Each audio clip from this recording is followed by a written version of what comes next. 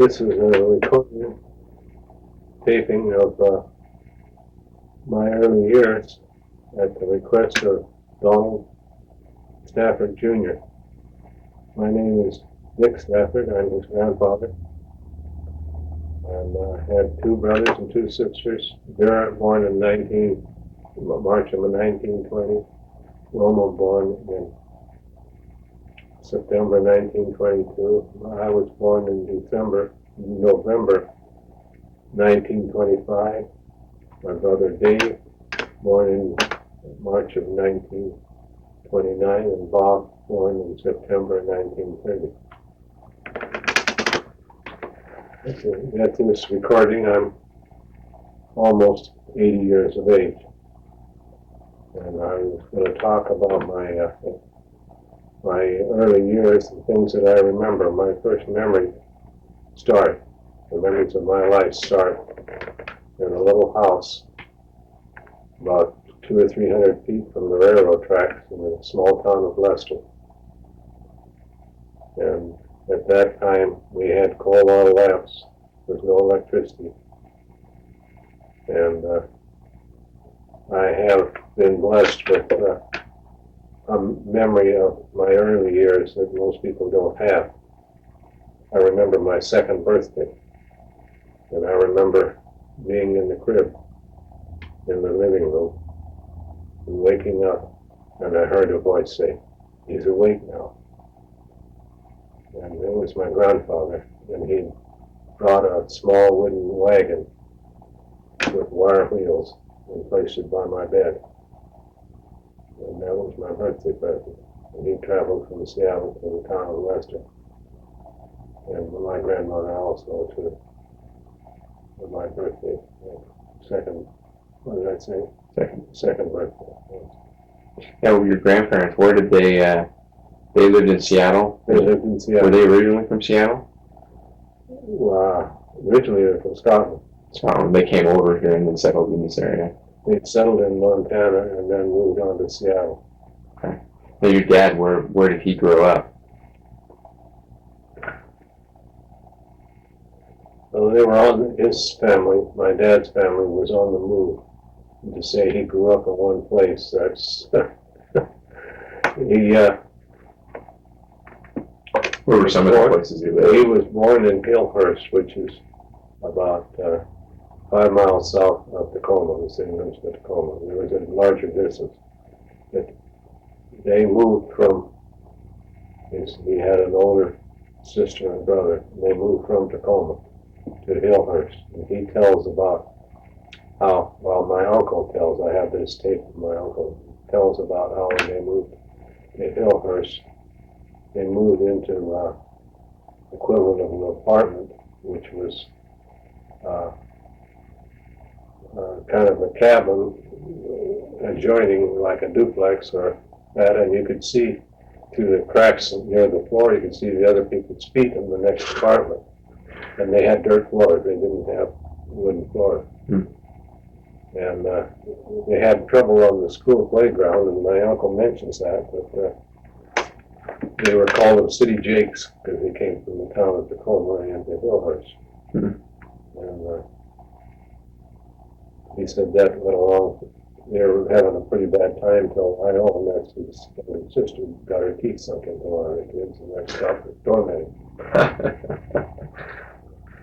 And then they moved from Hillhurst to an area called Stafford, over east of the mountains, just a little bit east of Cleveland. Okay. And the area is still there, and there's signs up that show Stafford.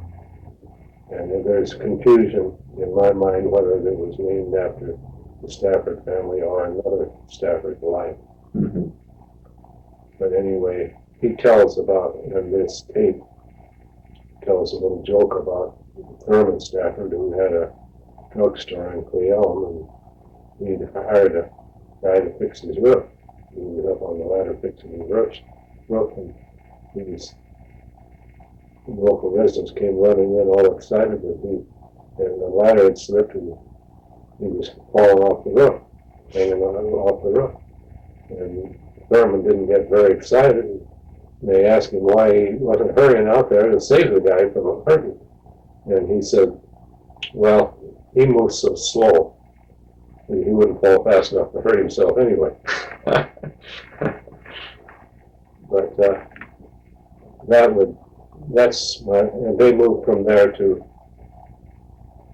several places in Oregon. My oldest sister was born in what they call an area called Minerva, Oregon. And that was worth mentioning itself as her birth. They were in a little cabin, single wall cabin up in the mountains. And my mother was pregnant with my sister Vera. And she started having contractions like my cousin Willard, the oldest the only child of my oldest uncle on my dad's side, had to get on a horse and ride to go get a doctor. And I don't know when the doctor got there, but he had to ride a horse too. I think she was born. And she only weighed 3 pounds, 1 ounce. She was premature.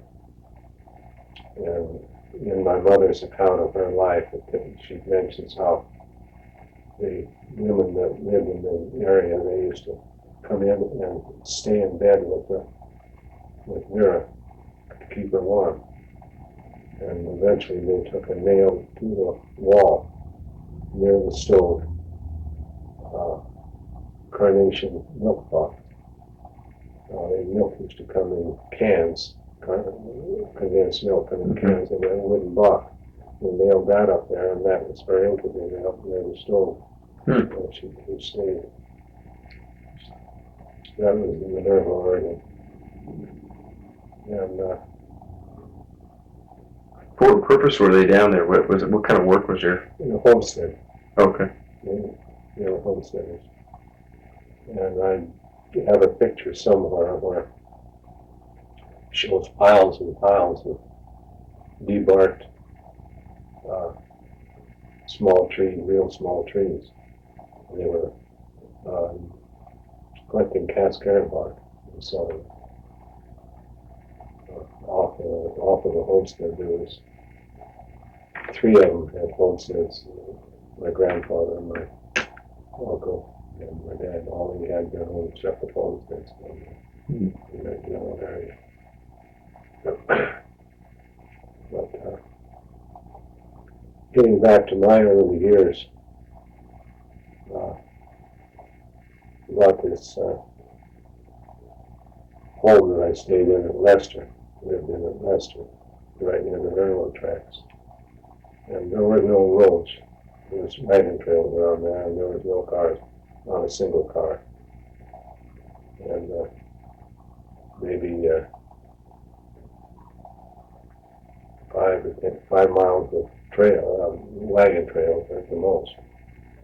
In fact, I don't think there was that much. It's more like 2 miles. And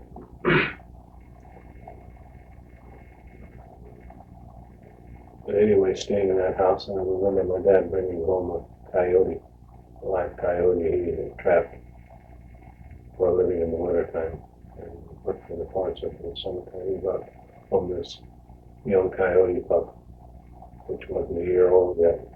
He couldn't tame it at all. It was mature enough so nothing could be done with it. It died after 9 months in captivity. It was pretty vicious. I couldn't get anywhere near it. Kept it in the. We got rid of our chickens. We kept him in the chicken coop most 9 months. And then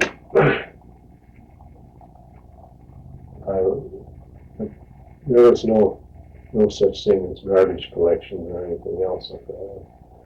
Most homes had a pile out in back somewhere where they can refuse, which is mostly tin cans, because the rest of it would rot away if there was any. And that's one of the things that the kids in town used to do, is go through the garbage piles of each home, take stuff that was interesting to them. And anyway, in our place, I was out going through the garbage can pile in our house, and I found that I was picking out nails is what I did. This was after, and found this can with a screw top lid on it, and it was the same kind of a can that we used to get what they call lamp black or stove black in, which is a mixture of soot and alcohol. And you wanted it, when you clean the top of the stove and clean the stove, you had to have the stove pretty hot and spread that on there, and you get a nice, real smooth black food. But anyway, I couldn't get the lid off. So it was a real hot summer day, and beating down on the cans and everything else. And since I couldn't get it off, and I tried several ways to get it off, I squatted down and held the can between my knees while I was kneeling on the ground, and took the nail on the rock, and I drove the nail through the top of that can. And there was pressure, because of the sun shining on it, there was pressure inside the can. I invented the first spray can, I think. But anyway, it sprayed right in my face. This made me just horribly sick to my stomach. I didn't barf, but I was close to it. And the smell was so strong I couldn't really identify it. And I headed for the house, and my sister and my mother, and they all started hollering to me to stay away, and called for my dad, and they put what it was skunk extract, and it sprayed all over it, just like a skunk had sprayed it. And then we took washed up full of water out in the woodshed, and brought me some spare change of clothes, and I had to bathe out there and dress out there because of that. Anyway, and then another thing that might be interesting, I don't know, you stop me when I'm going. Oh, you're fine. This is interesting stuff. Just things that happened to you when you were a kid. Well, we lived in the bottom of a very narrow valley, and we lived right next to the hill on one side, the mountain on one side. You can't call it a hill, it's a small mountain. Anyway, and we had it fenced about 3 acres, and one summer in spring, my mother bear showed up. Well, there was a bear that had showed up at different times and we didn't identify him, but this one showed up with 2 cubs. And she used to feed on the berries and the stuff outside of our yard, and she wouldn't come approach our fence, but she'd stay on the hill up there, and we'd watch her and the cubs. And so the next year, I can't remember seeing them the next year, but shortly after that, there was two black bears together that come down there. I assumed that they were an offspring of this mother bear. Right. And when they come back the next year, we got familiar with them. We had a little dog that was part Airedale and part Boston Bull Terrier. Quite a small dog, real quick, relatively pretty fast, but really quick. We could change directions real quickly. And he used to go up there. We'd see those bear come down there. He used to go up there and run them off, run back over the mountain. You couldn't see him amongst the brush. There was a lot of huckleberries in there. Couldn't see him amongst the brush, but you could see the bear scurrying this direction and that direction. And then they showed up for another year after that. By this time, they're full grown. And one day, our cow got out, and he said, my sister, I was in the 4th grade by this time, my sister and I, she was in the 7th grade. She was older than me. And so we took the bicycle that we had, we got at that time, and rode this wagon trail east from Leicester, and the dog was running along beside us, and we wanted the dog to stay with us. And there was a little clearing beside the wagon trail, and we ran up to a tree that had the fir boughs all the way to the ground, you couldn't see any tree.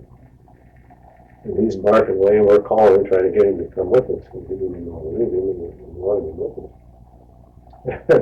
Out of the tree came this black bear, trying to catch it. And I watched him, and that bear didn't have a chance of catching him. And he was just playing with it.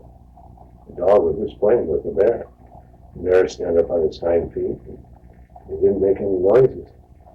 And then the dog would run in circles, clear around the bear, and then he'd circle outside the bear, outside. And they would, as he was headed towards the bear on the one side of the circle, he'd dart right at him, he'd get right in close to him, nip in the air, but close to the bear, irritating him. And he did that a couple of times, and the bear planned on meeting him the next time he come off the circle that way, and he did too, and he took a swipe at him and missed him by about 6 inches. The dog come around and run behind me. And I looked at the bear, he looked at me, and he'd come a little ways, a step or two towards me.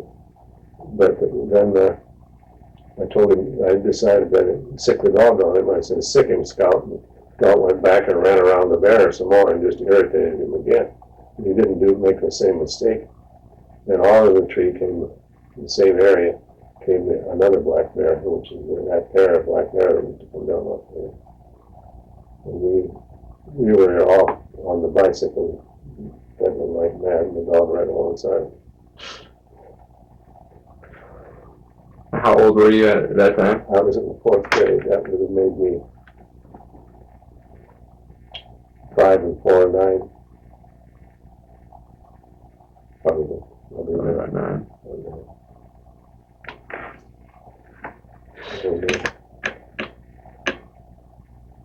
How far out from most of the main buildings in Leicester was your home, and in what direction was it? Was it to the south? It was to the east.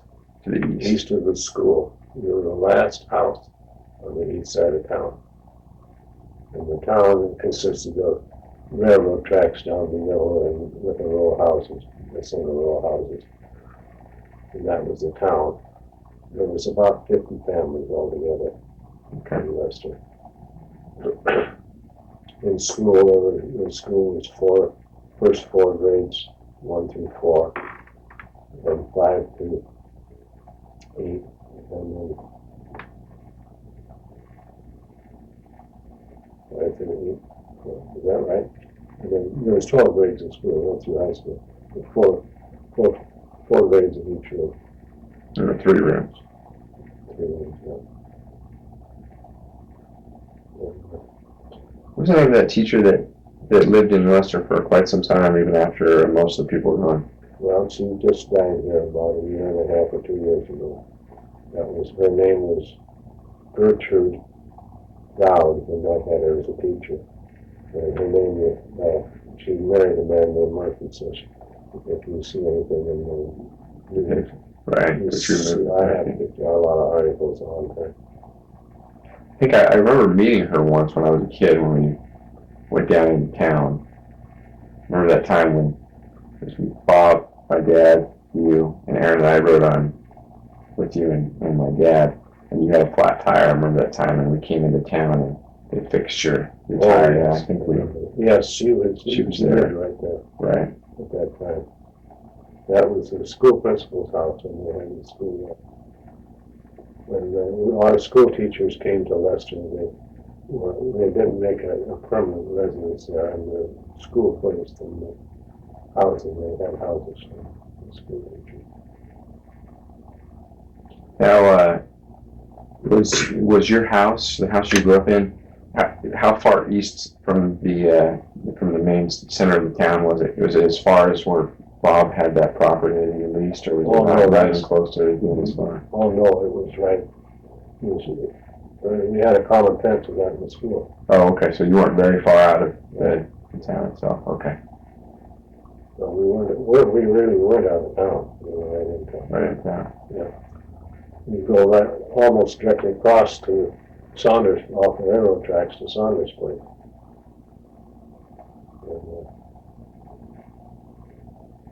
So most people that Behind the engine.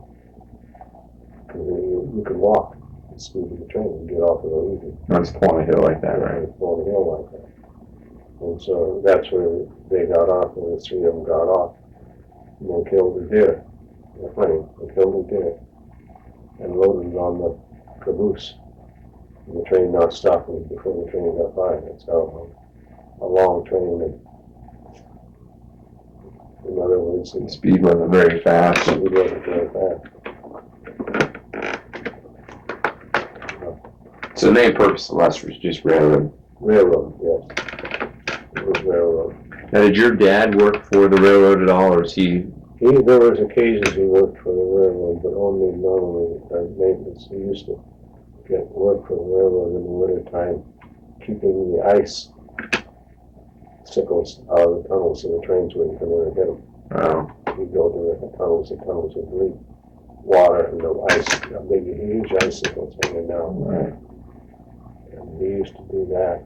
There was some other work he did. He, for a while, I don't know whether it was several years or what, he used to have his own speeder, the Forest Service speeder, that he'd start up, and every time a train would go by to Leicester, he'd have to wait for half an hour or so and follow the train because they're afraid of them setting a fire. Oh, right. Hot suit coming out of the top, right? Fire patrol. Basically, he worked for the Forest Service. In fact, I used to go with him. He used to have to maintain the trail to mark section markers. Mm-hmm. Section markers, and I remember going with him how he would work out the section markers of the forested areas. They used to have, in the ranger station there, they used to have photographs and maps of the area and all the planes that went down. They'd have them placed on the map. The reason they did, there was no way of getting the planes out. The planes went down, well, it stayed right there. Yeah. Actually, I recall you telling me that when we were younger, and I think up above Federation Forest, those meadows on the top of that one hill that we used to hike up to or ride. I think when you go back down behind that first higher meadow, there's another smaller meadow that's below it on the backside. I remember you, correct me if I'm wrong, that there was a plane that went down there. Yes. Yes, but it hit trees way up at the top, mm-hmm. but it was almost at the bottom of the ravine before it stopped. And I think all traces of that may be gone now, that plane. People just taking pieces of it for a souvenir until it's all gone. I hid the elevator off of that plane up on top. I hid it 3 different times. And I guess I should have taken it out myself, but I haven't been able to find it in the last 10 years. I remember we looked up there and kind of showed us some of the area where it might have been. But so quite a few planes went down. Yes. And they would keep track of where they were. And the older planes, they had a hard time flying even over 5,000 feet. They would go up through there. And a lot of them went down. There's quite a few of them went down. And I remember one occasion when my dad and Louis Wormsford, who also worked for the Forest Service, were talking about these guys that came down on the plane up there, and they were so high above the ground after they crashed that they couldn't get down out of the plane. They were stuck up in the trees. They didn't have a rope or anything to get down out of the tree.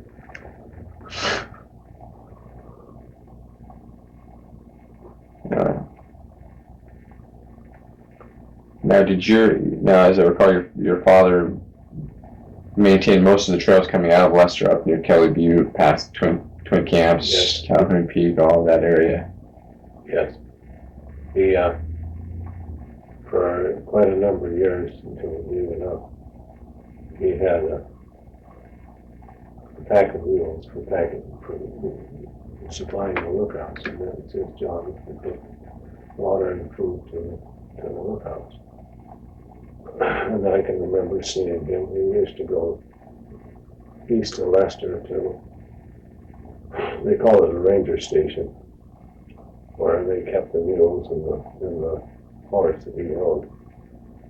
And you'd see him show up back in Leicester, because the trail went out of Leicester, and you see him headed up the trail, up Brush Creek Trail, up on his way up to Kelly Bean.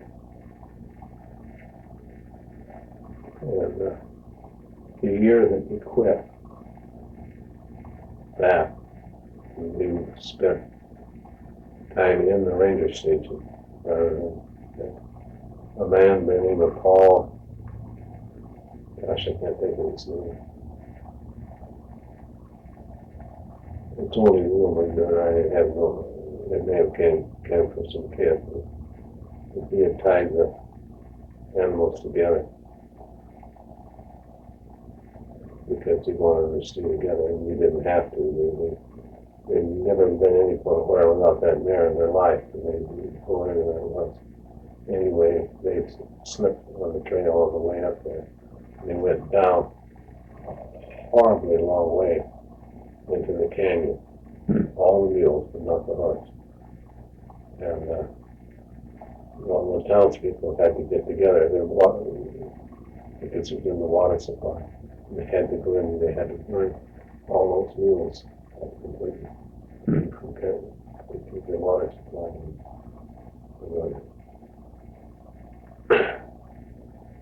The water supply on our side, the side of the town that we were on the north side of the track. Came right out of the stream. We called it Intake Creek. What do you call it? Intake Creek. Intake Creek. And it was just right out of the stream. And it used this 4-inch cast iron sewer line for the water line. And just enter the end of that tube and come down towards. Right down, yeah.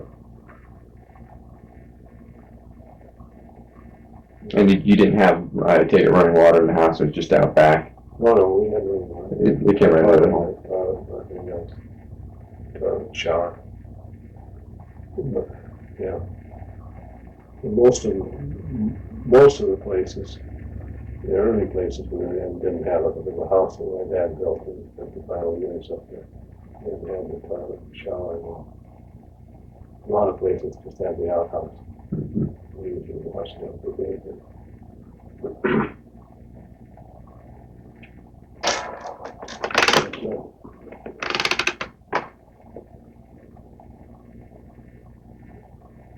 Anyway, when I was living in that first house, I remember seeing this Model T coming in on the flat car, flat car, tied down.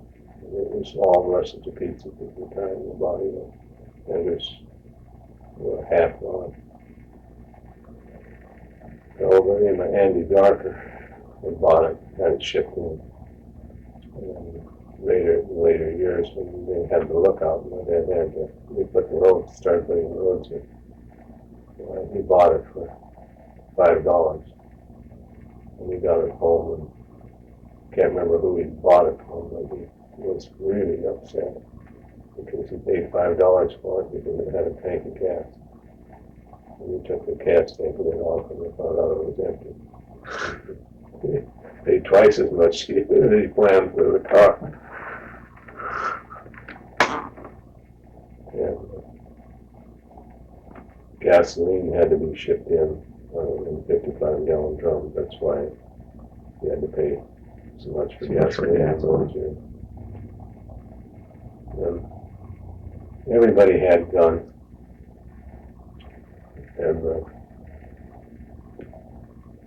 the dad used to hunt his deer with a 22. The ammunition was cheap. That's how frugal we had to be with that negotiator. And some of them wanted the World War I .6 30 caliber to shoot clear through the deer and come out the other side.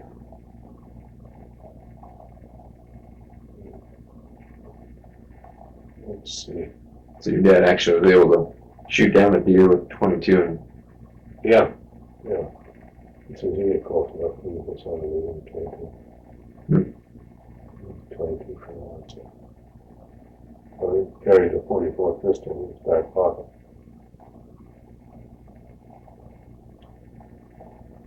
And,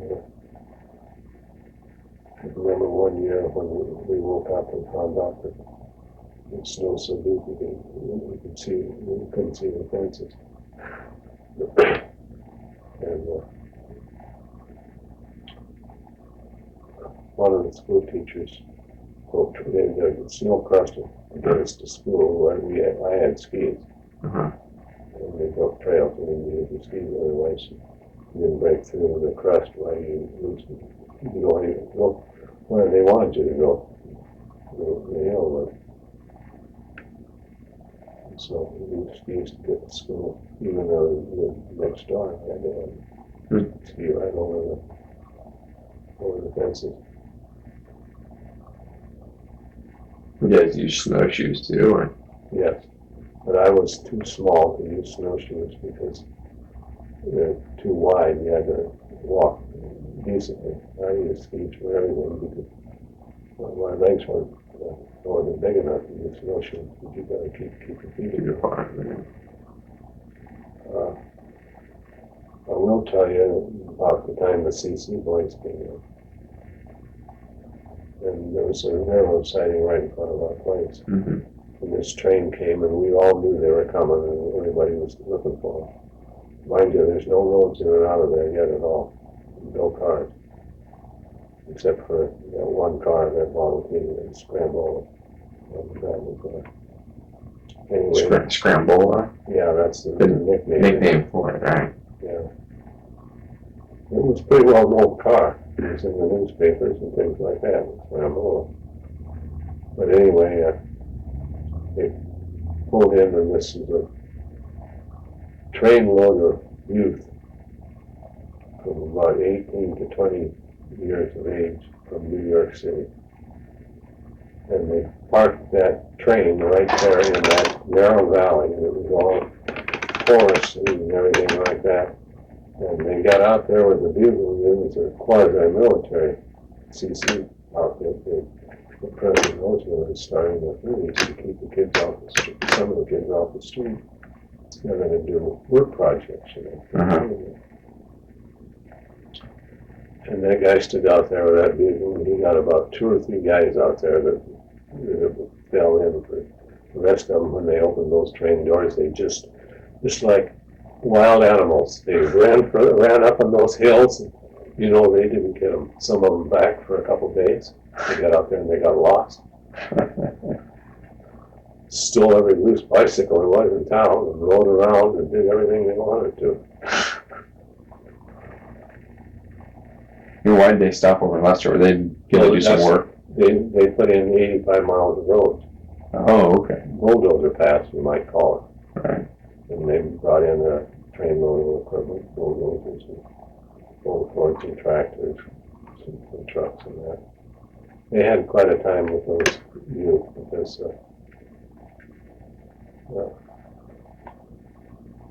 they're probably a little bit on the delinquent side anyway, but they had a lot of trouble with them. There was accidents with the truck, hurt some of them, and I think deaths also. I know one of them fell on the railroad tracks and his legs got off of the train, which I can't remember whether he died or About how old were you when those boys came through? not. Fourth grader, still fourth grader. Yeah. I don't think I was 10. We'll say again that I was 9. And the reason I can place that is I had the bicycle. I think I had the bicycle at that time. And one thing that I will tell you about my early years is this is kind of interesting to me. Mm-hmm. I remember the years that Goodwin was in, some of the years that Goodwin was in as the President of the United States, and when President Roosevelt was elected. But one of the issues in my generation, just about all of them were in World War II. Mm-hmm. And that's pretty much the way that it was for World War I. And my dad, my uncle, and all the people in town that were in that age group were veterans of World War I. Mm-hmm. And I don't know where the origin of the belief that they were supposed to be paid a bonus, whether they were promised it politically or what, but they wanted the bonus for their service time during World War I. And it became a real political issue. And I can remember my mother taking me out one day and explaining to me all the people, the men that were riding the freight trucks. They were just all loaded men all over it. She says they're all going to Washington, D.C. to protest that they haven't got their bonus. Amounted to saying near $2,000, which is a lot of money in those days. Right. Well, they went to Washington, D.C., and this is, I remember this. It's all in the newspapers. They got to Washington, D.C. in the parks and they're protesting the government not paying what they figured was due them. And you've heard of General MacArthur? Okay, well, General MacArthur, I don't know what rank he had at that time, but who gave him the responsibility of running those men out of town. And they used tear gas and that and did run them out of town. And it was quite a political cry. And it was one thing that probably cost Hoover the election of Roosevelt the next time around. There was a lot of bitterness at that time against Hoover, because we were in the Depression. Right. He probably wouldn't have got elected with the Depression going on anyway, so I don't think that was the issue. But in later years, after Roosevelt was in, they did pay the bonus. They did? Yes. I remember my dad getting about $2,000 in the and it was allowed us to get out of that town. We moved here to Auburn because we had that money. That money? Well, how old were you when you moved here to Auburn? I was just starting the 6th grade. Okay. About 12. Thereabouts. Well, if I was starting the 6th grade, I was still 11, almost 12. 11. I started school when I was 5. September, October, November, 3 months. I was almost at the end of November. Right. But my dad always told me, because I can't remember them now, I'm having a hard time, that I've had so many experiences that I should keep a diary, because I could publish it with all the experiences that I had. Nothing dramatic, but most things weren't dramatic, but they were interesting. Yeah. Which is contrast to what most people. I'll tell you one thing, that when we moved out of the Pacific, one thing that I did that was, I told you this before, I'm sure. They had the tire bicycles they had then, there were tires were corded all the way around with air in them. And you put them on the field, they were small diameter tires, like small, diameter tires, like they have now. And you had to glue them on the rim. Huh. And we had that house out at the sink, and nobody was home, so I took the bicycle wheel upstairs, put the hoop on the wheel and the hoop on the tire like I was supposed to. And then had an awful time getting the tire on. When I got the tire on, I had this tube of glue, which was all gnarled and full of holes, and I squeezed the glue out, and I had glue all over my hands. And I went downstairs and threw the glue container into the stove, the kitchen stove, where it had a fire line in it. And it caught my hand on fire. Got the glue on your hand on fire. Glue on my hand on fire. Right. And I tried patting it out with my other hand, and I had both of them on fire. And so I had to get it out, and it wasn't hurting me because I had enough glue. So I put my hand like that several times trying to put the fire out. And I slung that spots of glue on the wall, on the ceiling, and on the floor. And finally it dawned on me, I run over to the kitchen sink and turned the water on and put the fire out. Then went back with my hands and tried patting the fire out on the walls and got my hands on fire again, and I ran back to the kitchen sink and put them out again. And I succeeded in having a lot of heavy water, and I got it out, and for some reason the one in the ceiling went out by itself, and I put out the ones in the fire. So I looked at that kitchen, and it had wallpaper on it. It had a spot on the ceiling, and I think there was 3 on the wall. The floor, Danny's floor, it was a wood floor. There was no spot there. So I took it out and got my stools and took the mopboards off instead of mopboards an inch wide, while they were 12 inches wide. So I had lots of material to play with. Then I went and took some flour and water and mixed it up and put it on the stove and cooked it till it made a good paste. And I took my dad's razor blade and cut out a pattern to match those spots on the walls and on the ceiling. Nobody ever knew. I never told anybody until I'd tell my grandkids. So. They couldn't tell. They couldn't tell. But that was really frustrating, having your hands on fire and trying to put them out. And we couldn't.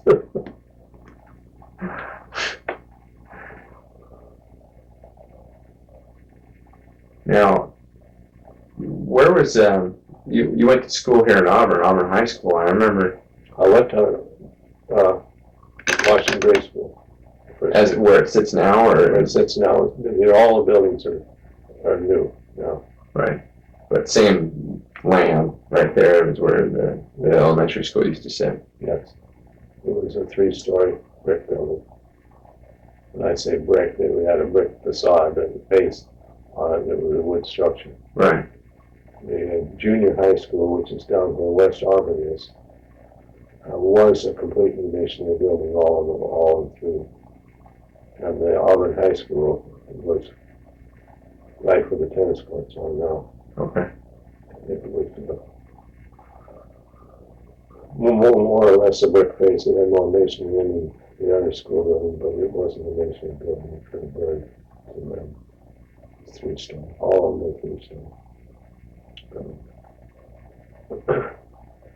There was a school out of Pacific. I think the gymnasium is gone now. The old gymnasium is gone. I think all the buildings that I went to school in are gone. I'm sure the building that replaced the grade school out there is now a city hall. Or was a city hall. They may be moving out of that now. Right there on 3rd Avenue, Pacific. I went there 7th and 8th grade. And I came into junior high in Auburn in the 9th grade. And back to the high school. Sophomore, junior, and senior year. Mind you, Auburn was basically very compact. And I bought this house, had this house built actually by the city limits were down where the Tony Lodge is now. Huh. I didn't want to live in Auburn, and that's why I specifically bought out here, so I can get out of Auburn. I'm just about in the middle of it. Yeah. Maybe how things grow. Yeah. Now, what age did you go into the Merchant Marines? Merchant Marine. Well, I was young for finishing high school. Well, let's back up just a little. Well, I was 17. Okay.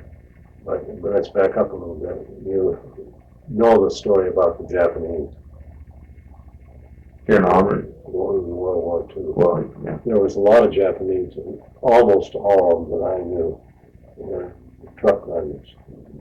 Had decent income and all the farms up and down the valley. Uh-huh. They're mostly Japanese and had farms.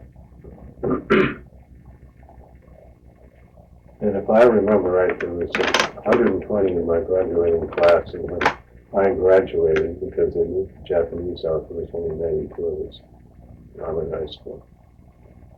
And where did they move them to? I was never sure, but some of them went to Idaho, where they all went, but I know a lot of them went someplace in Idaho. And some of them corresponded with them. But I didn't. But I had friends. And I can remember the attitude, my attitude, where it was totally unfair to see how they could do that to them. Mm-hmm. But, and I felt that way through most of the time, but after World War II, when I realized what went on, I realized that in hindsight, you can say that it was the wrong thing because the Japanese didn't have any problem and they weren't a part of this. But what we were facing as a nation, it was necessary for them to do all kinds of things that weren't necessarily moral or legal. War is dirty business. Yeah. Terribly dirty business. And they were worried that because of the amount of Japanese there, if they invaded the area, Japanese succeeded in invading the area, that they would have pretty much an army of occupation of Japanese right there. And it's real easy for Japanese to say, oh, you know, that it wasn't right that they would stay loyal to the United States. But most of the Japanese I knew, they were good families, very good people, and they were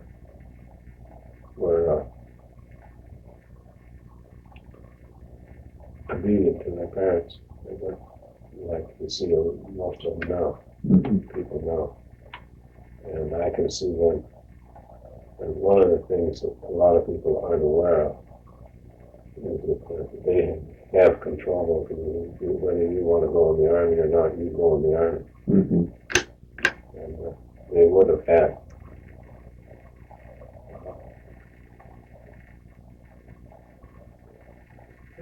an army of occupation. That fear that our leaders had was a legitimate fear. Mm-hmm. The fact that they didn't invade and they weren't capable of invading wasn't apparent at that time.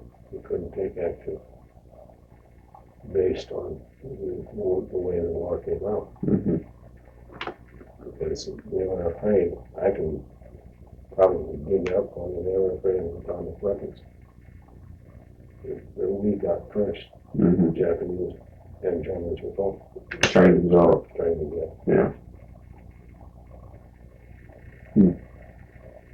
And that's the basis of that. I mean, this was a political victory the Japanese got when they got reimbursed for the mistreatment the Americans gave them. Mm-hmm. You can't expect any fair treatment in a war. You just can't get it.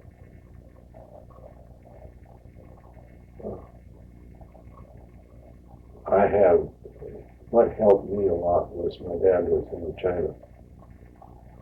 And he saw what was going on in the Orient. He was in China and in the Philippines. And he brought back here and intending to ship into Europe when the war was over. Germany surrendered and the war was over. But he had a political savvy, understanding the world view because of where he was, the experiences that he had, what the Japanese were doing in China. Mm-hmm. But trying to get back to my situation, going into the merchant. I didn't enter the merchant marine until after I was 18. I signed up in the maritime service. Mm-hmm. I was in the maritime service, which is training, and it was under the Coast Guard at that time. It's supposed to be. There's no clear lines of understanding. I have a discharge from the Coast Guard for my service during World War II. I entered the maritime service, which is a training program, under the Coast Guard, and I had maritime rankings. We had Coast Guard and Navy officers in the training, and petty officers also. And I got a release from active duty from the maritime service to enter the merchant marine. This was after I turned 18. Then I went to sea. Then during those years, it was not recognized by some as being a part of the service, but we manned the guns and everything else. I mean, we were not a non-combat. As a matter of fact, they classified now as a separate service, and some things on TV said that the death rate was higher than any other branch of service. And initially, in the Battle of the Atlantic over the submarines, movements of the merchant ships, the death rate was very high. Right. During that period, before my time living in there, because World War II started when I was 16. So how long did you serve for? 3 years. 3 years. Most of it out at sea, or? All of it at sea. Yeah, you can't serve in the merchant marine. Well, it'd be on the water, yeah. Technically, you can in some cases, port officers and things like that. What were your duties? Were you I remember you were a cook, is that I right? was a cook. I signed up. They pretty well knew that I had a color vision problem when I signed up. And I signed up for radio school.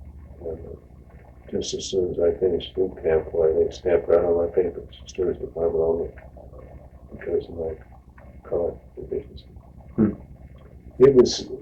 It's so mild that it was challengeable, but during wartime you can't challenge anything. They do what they want of it. Right. So, but shortly after I was 18, I had chief cooks, chief bakers, and chief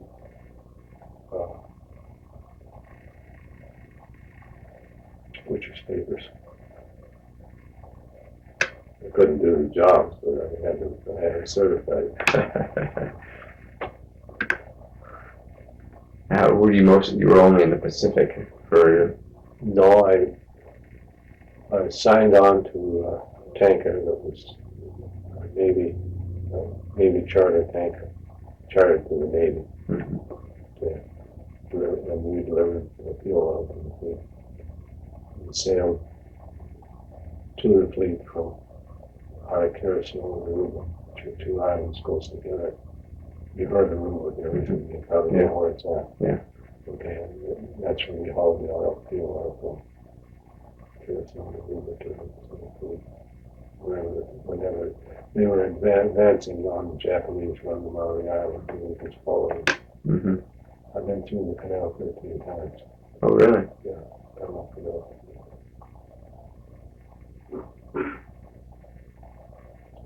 We were headed for Aruba one night, and we used to sleep on deck, and on the canvas cot, camp cot. I was sleeping on deck, right flat on my back, and I'd gone to sleep. And I'll never forget this. I woke up and this ball of fire I was dreaming that this ball of fire was descending on me out of the sky. And believe it or not, I woke up and sure enough, there's this bright light coming at me out of the sky. And I didn't know, there's no place to run, nothing to do. I just kind of lay there and watched that ball of fire, and all of a sudden it went out. And then I heard the roar, the whine of the planes that pulled out of the dive. And it was our escort. The plane was an escort. They used radar to locate the ship or submarine on the surface. when it's part of it, when you get close to it, within, I don't know, a mile or 2 miles or 5 miles, something like that, with the radar they had then, the ground fighter, they couldn't see. So they had to see it visually, and they could see the outline of the ship. It was a solid overcast night. And they dive on the thing in the attack mode and then turn the searchlight in to identify the target. And that's what it was. He turned the light on and identified it. That's what shined right on you. Yeah. Huh. It was interesting at that time because they were seldom did you see the plane that was watching the area. But just rarely did you ever see 1525. But they this time they'd said that there was a German, supposed to have been a German submarine shattering us into the road, passed around board ship. I didn't take too much stock in it, but it was apparently emphasized by that plane that dove on it. Interesting.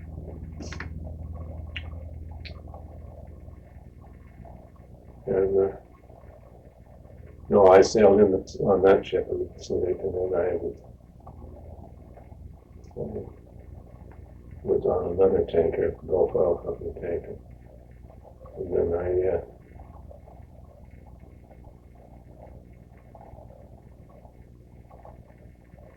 went on took one trip on the Liberty ship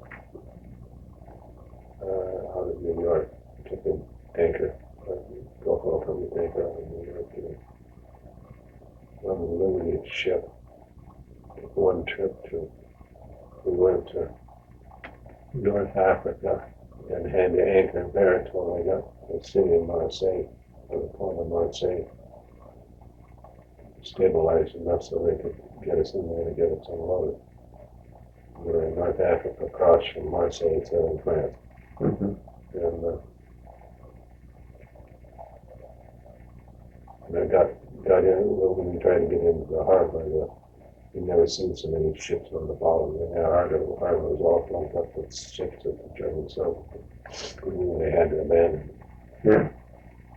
And then I took 2 more from Seattle. I took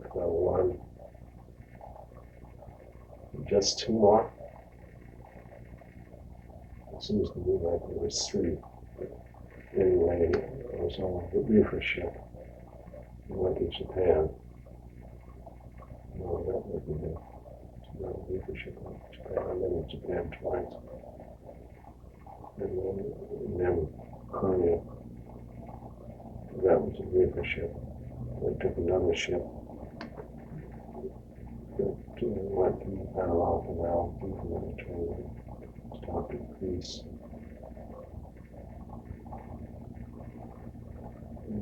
Egypt, along through the Dardanelles, Turkey, Istanbul, to Odessa, Russia,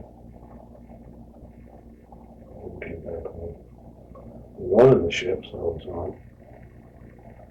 was a Navy ship. It was a Navy ship. Yeah, it was a Navy ship. I broke down out in the middle of the lake. We were setting up there. They said if you store with us for a while, finally you store us as I thought nobody used to do to protect the other ships. You're out here all by yourself.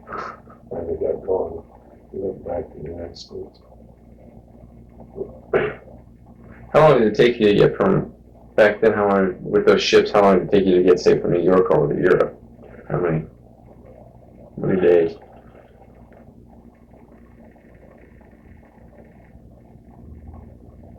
My memory doesn't serve me very well, but let's say the average 10 knots at 2,000 miles. 10 knots, say 300 miles a day. Or how many miles? 300 miles a day. Seems to me like they could cross it in 4 or 5 days to Europe from New York.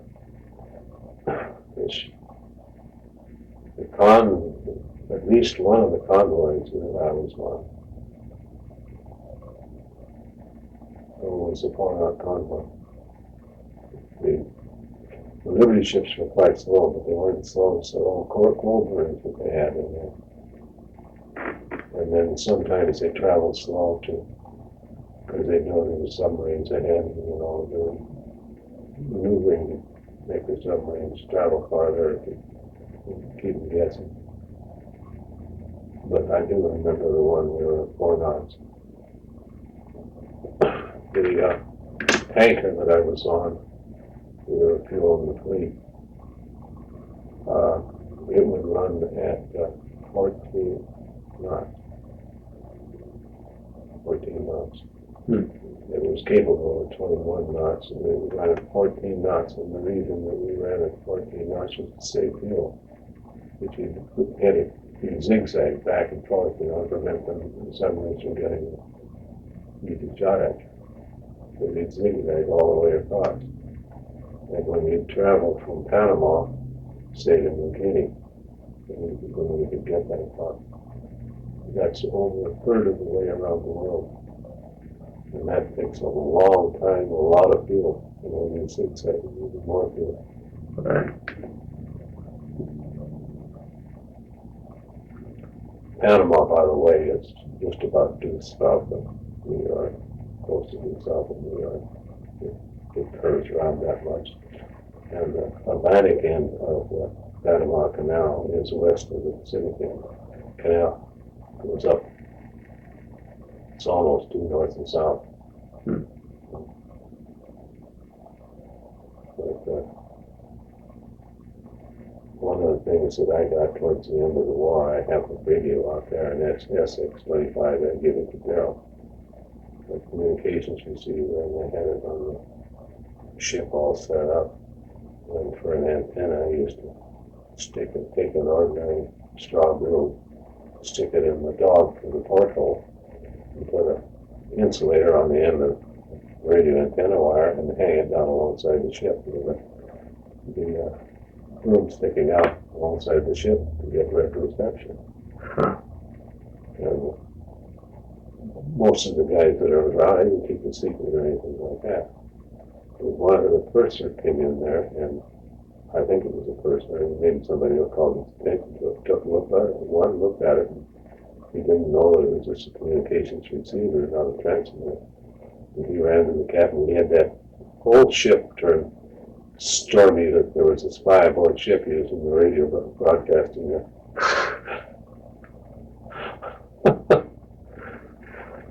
he had more excited when it was all panicked.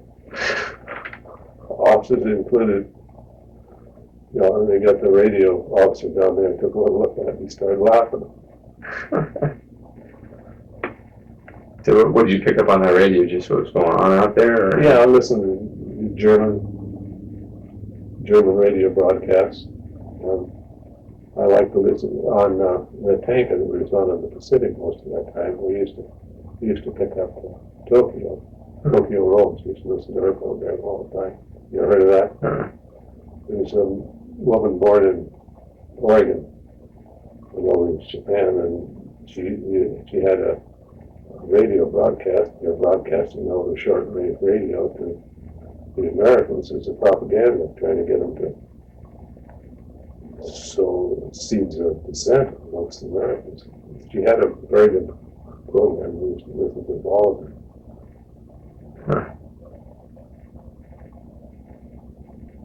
And they had Axel Sally who did the same thing on the German. They called her Axel Sally. This woman from Oregon, she was Japanese, American-born Japanese. She was of Japanese parents who were nationalized. They wouldn't allow them nationalized.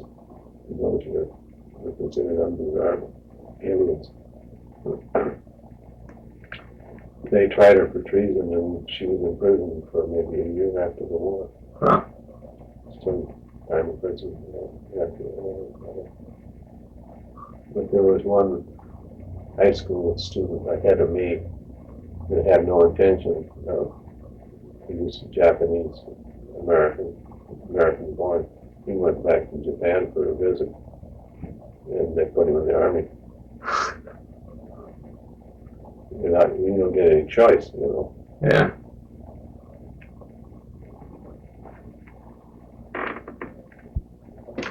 Well, I used to tell, this is true, it's about my life. Tell Rick's kids, and they liked it. I told them about this little boy. I didn't identify him by his name. And about this little boy that lived way up in the mountains. There was no cars, no street lights, no electricity. And there was a railroad train that went in through. And one time when his mother was about due to give him another brother, a younger brother,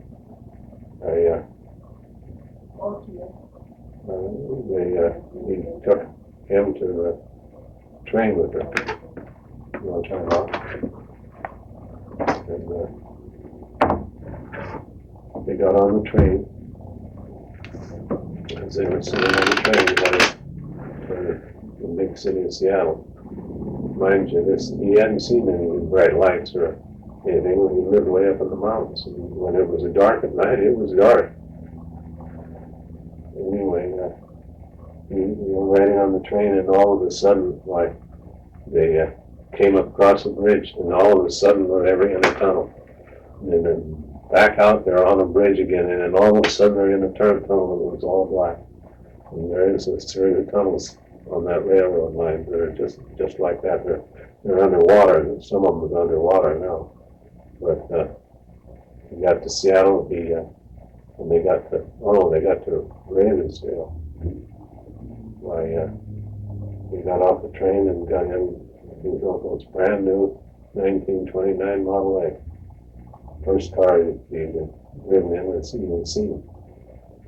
And drove to Seattle and to his grandmother's place on 1747 Dawson Street in Seattle. And after a brief visit with the family, well, it was time for him to go to bed. So they put him in a room up over the kitchen, put him in bed. He objected, but you could still hear him talking down in the kitchen in this floor. So real quietly, he would go over to the window and open the window and watch the lights in Seattle and the cars going up and down the street. And he'd stand there for a while, and he'd close the window real quietly and sneak back into bed. And after a while, he still couldn't sleep. After a while, he'd get up and go out and open that window and look at all the street lights and the cars and everything else. And my grandfather, my uncle had a 29 Model A, and grandfather had a Model T touring car. It didn't have windows in it, it had some glass curtains. And that's pretty much the end of that.